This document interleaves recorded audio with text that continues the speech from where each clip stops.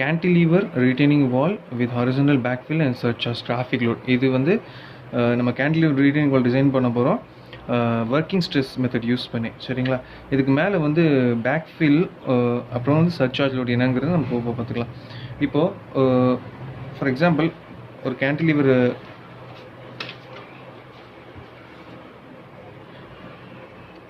Cantilever வால் இருக்குது. Cantilever வால் ஒரு components already நம்ம பேசியாச்சு. ஸோ இந்த போர்ஷன் வந்து நம்ம டோன்னு சொல்லுவோம், அப்புறம் இந்த போர்ஷன் வந்து ஹீல்னு சொல்லுவோம். இதுக்கு மேலே வந்து சாயில் வந்து ரீட்டைன் ஆகிருக்கும். ஸோ இந்த கேன்டிலீவர் வால்க்கு சாயில் ரீட்டைன் ஆனதுக்கு மேலே ஒரு இங்கே ஏதாவது லோட் எக்ஸஸ் லோட் ஆக்ட் ஆகுது, ஃபார் எக்ஸாம்பிள் ரோடோ ரயில்வே ட்ராக்கோ அந்த மாதிரி ஏதாவது இருந்துச்சுன்னா இது வந்து சர்சார்ஜ் லோடுன்னு சொல்லுவாங்க. சர்சார்ஜ் லோடுன்னு சொல்லுவாங்க. ஸோ இந்த சாயில் லோடு வந்து கீழே ஆக்ட் ஆகும் டவுன்வர்ட் டைரக்ஷனில். சரியா? ஸோ இப்போ வந்து நம்ம இந்த சர்சார்ஜ் லோடு வச்சு தான் டைரக்டாக ஒரு ப்ராப்ளம் வந்து சால்வ் பண்ண போகிறோம். ஸோ இங்கே வந்து பாருங்கள், design a cantilever retaining wall for a road for the following requirements. Height of the wall from the bottom of the base to the top of the stem. அதாவது bottom of the பேஸ்லேருந்து top of the stem வரைக்கும் 6 meter கொடுத்துருக்காங்க. 6 metre தான் இதுலேருந்து இது வரைக்கும் 6 meter கொடுத்துருக்காங்க. So superimpose load due to road traffic 18 kN per meter square. இது வந்து 18 கொடுத்துருக்காங்க. இந்த சூப்பர் இம்போஸ் லோட் வந்து 18 kN per meter square கொடுத்துருக்காங்க, per meter cube. Angle of internal friction for fill material 30 degree. Angle of repose வந்து 30 degree. Allowable bearing pressure on ground 160 SBC, 160 kN per meter square. Coefficient of friction between concrete and ground 0.4. Provide a parapet wall. இது வந்து எக்ஸ்ட்ராவாக இது வந்து கொடுத்துருக்காங்க. இங்கே இது இல்லாமலேயும் question இருக்கலாம். இது இருந்தால் ஒரு மாதிரி, இல்லைன்னா வேறு மாதிரி சால்வ் பண்ணும். அதை நம்ம வந்து ப்ராப்ளம் சால்வ் பண்ணுறது நான் சொல்லிடுறேன். So height of 1 meter high on the top of the stem using M20 concrete and Fe415 phase. So first step வந்து நம்ம ஒர்க்கிங் ஸ்ட்ரெஸ் டிசைனுங்கிறதுனால ஃபர்ஸ்ட் ஸ்டெப் வந்து டிசைன் கான்ஸ்டன்ட் வேல்யூஸ் எல்லாம் எழுதிக்கணும். ஸோ for M20 concrete Fe415 steel reinforcement we have the following. So sigma CBC இந்த value வந்து M20 grade concreteக்கு 7 Newton per mm square தான். ஸோ இது சேஞ்ச் ஆக போகிறது கிடையாது. அதே மாதிரி sigma ST for Fe415 ஸ்டீலுக்கு வந்து sigma ST value 230 Newton per mm square தான். So permissible tensile stress value of steel and modular ratio 13. modular ratioங்கிறது இந்த கான்க்ரீட்டும் இந்த ஸ்டீலோடைய காம்பினேஷன் compatibility காட்டுறதுக்காக. So modular ratio 13.33, K constant 0.289, J constant 0.904 and R constant 0.914. இந்த 3 கான்ஸ்டன்ஸுமே இந்த 2 values base பண்ணி தான் calculate பண்ணணும். அதுக்கு ஒரு ஃபார்முலா இருக்குது. பட் இங்கே வந்து நமக்கு Fe415 M20 கிரேட் கான்க்ரீட் வந்தாலே இந்த 5 வேல்யூஸ் வந்து சேஞ்ச் ஆகாது. சரியா? So step 2, dimension of the base. Assume that a horizontal force Q is equal to 2 kN per meter length of parapet wall will act because of a person standing near the wall. இப்போ என்ன சொல்லியிருக்காங்கன்னா, இங்கே எக்ஸ்ட்ராவாக ஒரு 1 metre எக்ஸஸாக நம்ம வந்து கொடுக்க சொல்லியிருக்காங்க. parapet wall வந்து டிசைன் பண்ண சொல்லியிருக்காங்க கொஷின்லேயே. சரியா? 1 மீட்டர் வால் வந்து இங்கே கொடுக்க சொல்லியிருக்காங்க. ஸோ நம்ம அது கிளியராக வந்து சால்வ் பண்ணிக்கலாம் இங்கேருந்து. ரைட்டா? ஸோ வந்து ஒரு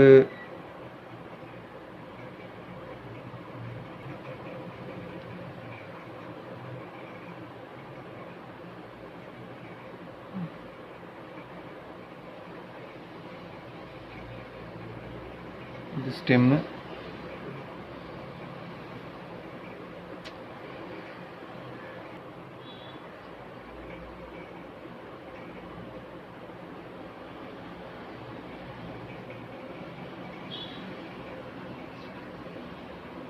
சாரி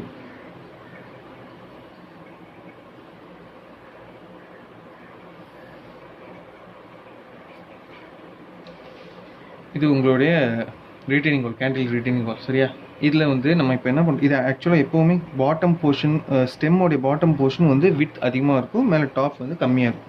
இங்கே எக்ஸஸாக வந்து என்ன சொல்லியிருக்காங்க, ஒரு 1 மீட்டர் வால், பேரபெட் வால் ப்ரொவைட் பண்ண இங்கே சொல்லியிருக்காங்க. அதே மாதிரி ரீட்டைன் சாயில் வந்து இங்கே தான் ரீட்டைன் ஆகும், சாயில் இங்கே ரீட்டைன் ஆகும். மேலே ஒரு ரோடு போயிட்டுருக்கு, ஸோ அதோடைய லோடும் இங்கே ஆக்ட் ஆகுது. சரியா? அதே மாதிரி இந்த டோட்டல் ஹைட் பார்த்தீங்கன்னா 6 மீட்டர்ஸ். இது வரைக்கும் தான் 6 மீட்டர். இதுலேருந்து இது வரைக்கும் 6 மீட்டர். ரைட்டா? இது வரைக்கும் நமக்கு வேறு எதுவும் தெரியாது. இங்கே நம்ம என்ன அசியூம் பண்ணுறோம், இங்கே பேரபெட் வால் பக்கத்தில் ஒரு ஆள் நிற்கிறதுனால, ஒரு பர்சன் நின்னா எக்ஸஸாக ஒரு கியூ லோட் ஆக்ட் ஆகுது. அந்த கியூவோட வேல்யூ வந்து 2 kN/m². அப்படிங்கிறது நம்ம அசியூம் பண்ணி சொல்கிறோம், பர் மீட்டருக்கு அசியூம் பண்ணி. அதே மாதிரி இந்த லோட் வந்து W = 18 kN/m². இது வந்து கொஷனில் கொடுத்துருக்காங்க. இது விட்த் அதிகமாக இருக்கிறதுனால இது நம்ம வந்து ரெண்டாக பிரிச்சுக்கிறோம். இந்த போர்ஷனை ரெண்டாக வந்து டிவைட் பண்ணிக்கிறோம். ஒன்று வந்து ட்ரையாங்குலர் போர்ஷன், இன்னொன்று வந்து ரெக்டாங்குலர் போர்ஷன் அப்படின்னு ஸ்டெம்மை ரெண்டாக டிவைட் பண்ணிக்கிறோம். அதே மாதிரி இதுக்கு நேம் கொடுக்கணும். இந்த rectangular portion W1, triangular portion W2. இந்த பேஸ் வால், இந்த டோயும் ஹீலையும் ரெண்டுமே கம்பைன் பண்ணி பேஸ் வால்னு சொல்லுவோம். இந்த பேஸ் ஸ்லாப்னு சொல்லுவோம். ஸோ பேஸ் ஸ்லாபோடைய லோட் வேல்யூ W3 அண்டு இந்த சாயிலோடைய வேல்யூ நேம் வந்து W4 வெர்டிக்கல் லோட். அண்ட் வந்து இந்த லைவ் லோட் எக்ஸஸ் இந்த ரோட் வேல்யூ வந்து W. ஓகே, இதில் வந்து எந்த பிரச்சனையும் இல்லை எனக்கு. ஸோ இப்போ நம்ம நெக்ஸ்ட் ஸ்டெப் என்னென்னா, taking width of the base between 0.5 to 0.6 h. இந்த பேஸோடைய வித்து வந்து நீங்கள் வந்து டிசைன் பண்ணும். அதுக்கு வந்து ஜென்ரலாக ஒரு ஃபார்முலா இருக்குது. B = 3.5லேருந்து 4.2 வரைக்கும் எடுத்துக்கலாம் நீங்கள். சரியா?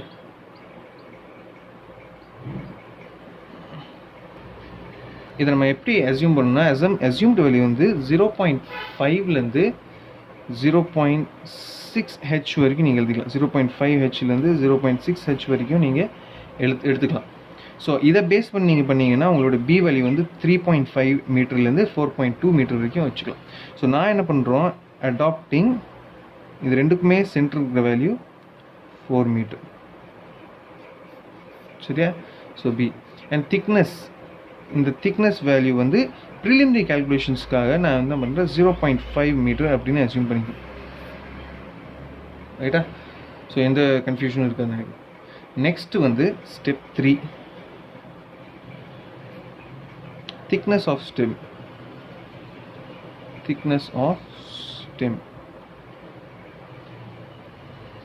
இந்த திக்னஸ் வந்து நம்ம வந்து டிட்டர்மைன் பண்ணணும்.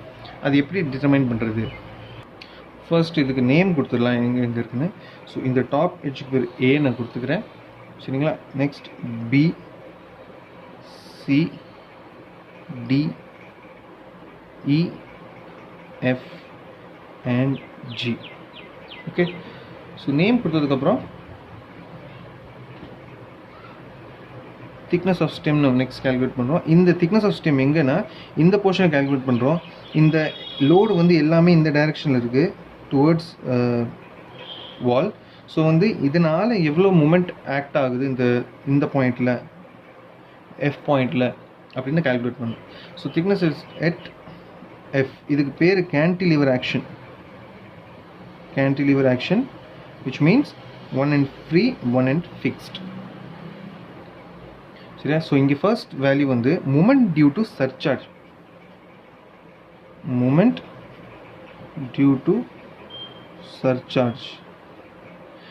டு சர்சார்ஜ்னா இந்த லோட் வந்து என்ன இருக்குன்னா, இந்த லோட் ஆக்சுவலி வெர்டிக்கலாக தான் ஆக்ட் ஆகுது. பட் வந்து நம்ம என்ன பண்ணுறோம், இது வந்து டுவர்ட்ஸ் இது வால் ஆக்ட் ஆகுதுன்னு கன்சிடர் பண்ணிக்கிறோம். ஸோ அதோட ஃபார்முலா இது வந்து ஆக்சுவலி ஒரு யூடிஎல் லோட். ஸோ இதோட ஃபார்முலா வந்து KAWH1/2. சரியா? ஸோ இந்த வேல்யூ வந்து KAவோட வேல்யூ ஆல்ரெடி நம்ம கால்குலேட் பண்ணியிருக்கணும். ஸோ KAவோட வேல்யூ ஜென்ரலாகவே 1/3 இருக்கும். When theta equals to 30 degree. Okay, so K value 1 by 3 and theta equals to 30 degree. So 1 by 3 into W, the surcharge over W value 18.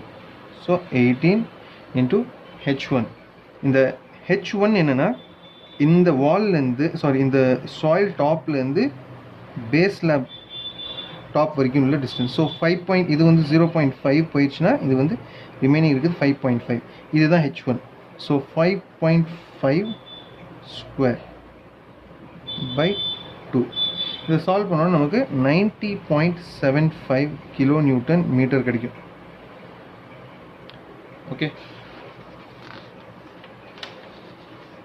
So next moment due to earth pressure. Live load வேலை முடிஞ்சு. நெக்ஸ்ட் வந்து இந்த live load solve பண்ணியாச்சு. நெக்ஸ்ட் வந்து இந்த earth pressure வச்சு எப்படி சால்வ் பண்ணி earth pressureோட moment value.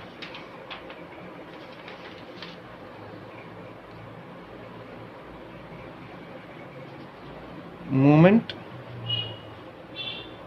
Due to earth pressure equals to the formula already discuss பண்ணதா KA gamma H1 cube by 6. So again KA ஓட value 1 by 3 into gamma unit weight of soil.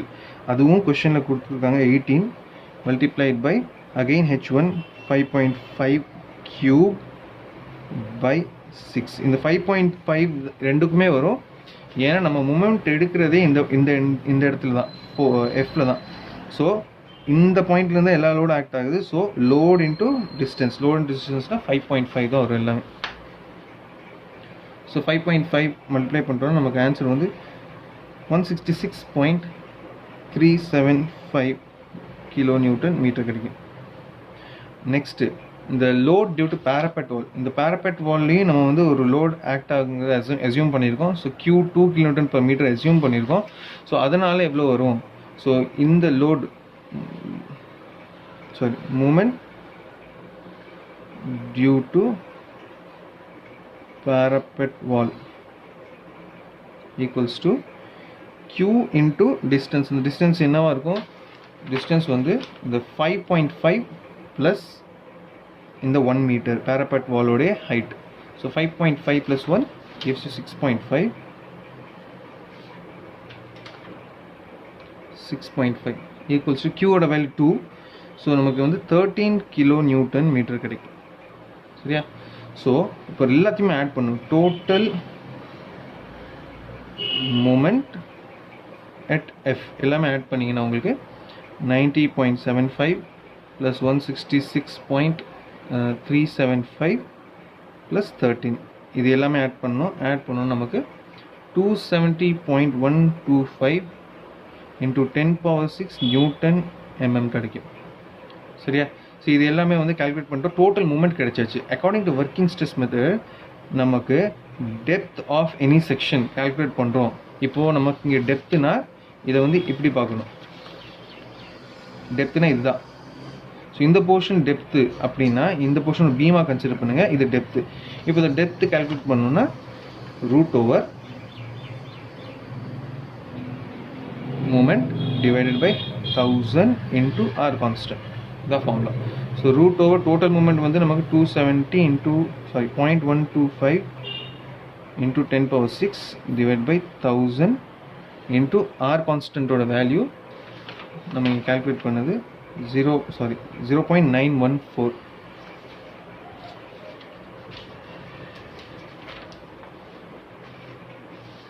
okay. So 0.914 D ஓட value வந்து உங்களுக்கு 544 mm கிடைக்கும். So ஒரு effective cover value assume பண்ணுங்க. Providing effective cover 60 mm. So total thickness என்ன ஆகும்? இப்போது டோட்டல் திக்னஸ் ஆட் பண்ணிங்கன்னா உங்களுக்கு டோட்டல் திக்னஸ் இந்த D ப்ளஸ் இந்த 60. ஸோ D வந்து ஆல்ரெடி நமக்கு தெரியும் 544 ப்ளஸ் 60 இது என்ன ஆகும்? நமக்கு 604ன்னு வரும். ஸோ 604 நம்ம கம்மி பண்ண முடியாது. ஸோ நம்ம என்ன பண்ணுறோம்? டியை வந்து 620 mm கன்சிடர் பண்ணிக்கிறோம். So capital D overall depth. So overall thickness of the stem வந்து உங்களுக்கு 620 mm ஆயிடுச்சு. அண்ட் ஸ்மால் டி, இப்போ இந்த ஸ்மால் டி வந்து ஆக்சுவல் ஸ்மால் டி எவ்வளோ இருக்கும், 620 - 60 பண்ணிட்டோம்னா நமக்கு 560 mm கிடைக்கும். ஸோ இது வந்து ப்ரொவைடட், இது வந்து கால்குலேட்டட், இது வந்து நீங்கள் ப்ரொவைட் பண்ணது. ஸோ இதுதான் நம்மளோட டைமென்ஷன்ஸ். இப்போதைக்கு இதை பேஸ் பண்ணி தான் நம்ம வந்து சால்வ் பண்ண எல்லாமே. ஸோ இதுக்கு என்னென்னா, இது வந்து பேஸோடைய திக்னஸ் 620ங்கிறது. இப்போ டாப்பில் வந்து நம்ம வந்து அதை கம்மி பண்ணணும், ரெடியூஸ் பண்ணணும். ஸோ என்ன பண்ணுறோன்னா, reducing thickness to 200 mm at B இந்த டாப்பில். ஸோ எஃபெக்டிவ் டெப்த் வந்து டெப்த் at B என்ன ஆகும்னா 200 - 60, இந்த கவர் மைனஸ் பண்ணுறோம். ஸோ 140 mm வரும். சரியா? ஸோ அதுக்கப்புறம் அந்த டாப் பிலேருந்து இந்த சாயில் போர்ஷனுக்கு அப்புறம் இது வரைக்குமே 200 தான் இருக்குது. இதுக்கு மேலேயும் நமக்கு 200 தான் இருக்கும். நான் அதை தப்பாக வரைஞ்சிட்டேன், பட் ஆக்சுவலி இது இப்படி இருக்கும், இது இப்படி வரும். ஓகேங்களா? ஸோ வந்து அந்த டாப் வரைக்குமே continue 200 mm from B to A.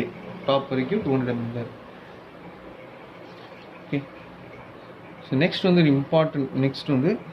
இம்பார்ட்டண்ட்டான விஷயம், stability of the wall check பண்ணணும். ஸ்டெபிலிட்டி ஆஃப் வால் செக் பண்ணுறது தான் இருக்கிறதுலே கொஞ்சம் டீரியஸ் வேலை. So stability of the wall check பண்ணுறதுக்காக தான் நம்ம வந்து இங்கே நேம் ஆல்ரெடி கொடுத்துட்டோம் இது எல்லாமே. So W1, W2, W3, W4 இது என்னென்னு உங்களுக்கு தெரியும். W வந்து the weight of the surcharge, W1 வந்து weight of the rectangular portion RCC, W2 weight of the triangular portion, W3 weight of the slab, W4 weight of the soil. சரியா? So